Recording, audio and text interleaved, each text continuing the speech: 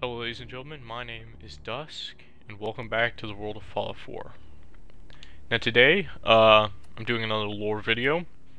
This one is on the abandoned shack, which is directly on the border of the map, bottom left-hand side. It's directly north of the Crater of Adam, which if you play through enough of the main quest, you have to go to.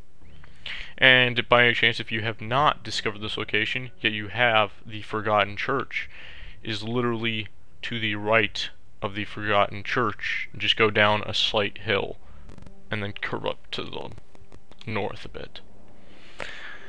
But today we're gonna be looking at this location, and what makes this location very unique, somewhat special, is it was a housing bunker for government employees that knew that the bombs were going to fall. Technically they didn't, but their supervisors did. Now upon first coming into this shack, you'll notice there's a body here who's missing an arm. To find out who this fellow is, look at his briefcase. It's titled Bill's Suitcase. In this suitcase you'll find 45 ammunition, the key to the entrance of this bunker, and a piece of paper that is called, let's see, what was it called? What was the name? Pardon me. Called Evacuation Plans. Now I would go through and read it to you, but I already have gone through it myself. I'm going to leave it up here for a couple seconds and go through each page so you all can find out, or pause the video if you'd like and read it.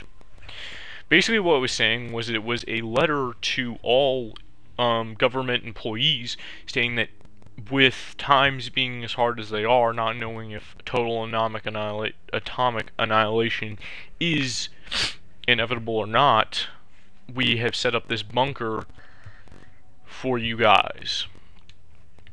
And basically they pulled a Vault-Tec in this scenario. Not in the sense that they were running tests, but more in the sense that they lied to them. They did it for extra precaution, so they could probably push an agenda and say that they're doing this for their employees, when in reality it was unequipped, as we'll see right here. Now when you first come in here, you'll notice that there's a body to the left. There's a gun under here, and there's ammunition in here. Keep in mind, I have gone through this area, so things will be a little bit different if you choose to come here. There'll be a holotape right here on the desk, and we're going to pop this holotape in and head on down. This is government employee number 011. Screw this government bullshit. This is Bazensky. Sirens, they came so fast. And the alarm. The only ones we could save were on duty. Stevens had left to get something out of his car. Stevens, he's gone.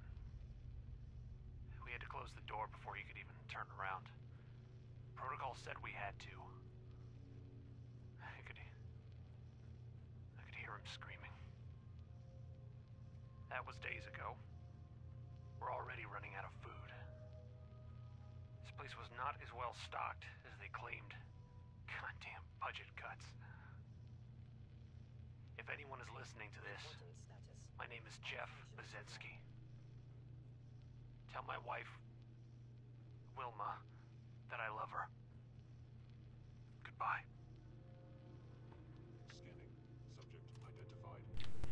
So as you can see, this area, this bunker, was not suited to house the amount of employees that were here. In fact, judging off of the rations that we can find, and if you really go through and do your research, you could probably tell that this place was it capable of housing maybe 1 to 2 people. If you do a body count, there's 6 to 8, if I remember correctly. Yeah, that's mainly it. This area is kind of just a little side tucked away place, but it's quite interesting because it really lets you delve into the lore of the game and really shows that, you know,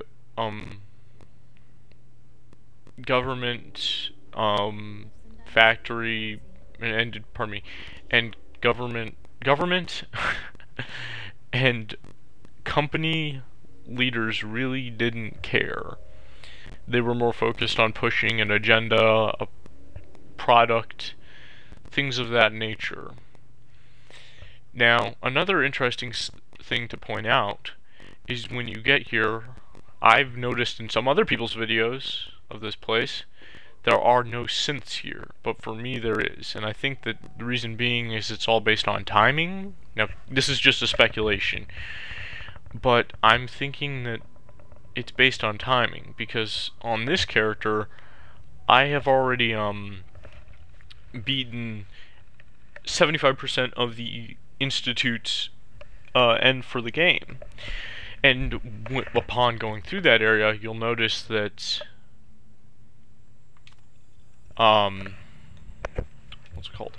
That the Institute needs more power. So I would guess that since they're here, reason being because they sent squads out to try and find, you know, other places to suit their needs of power.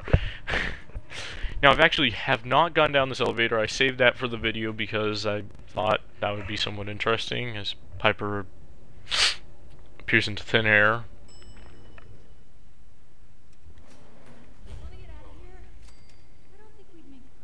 Federal Surveillance Center.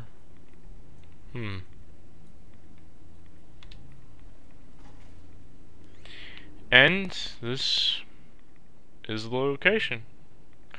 So yes, I hope you guys enjoyed watching this video. I hope it kind of gave you guys some insight, and I really hope I showed you guys something that maybe you didn't notice was in the game.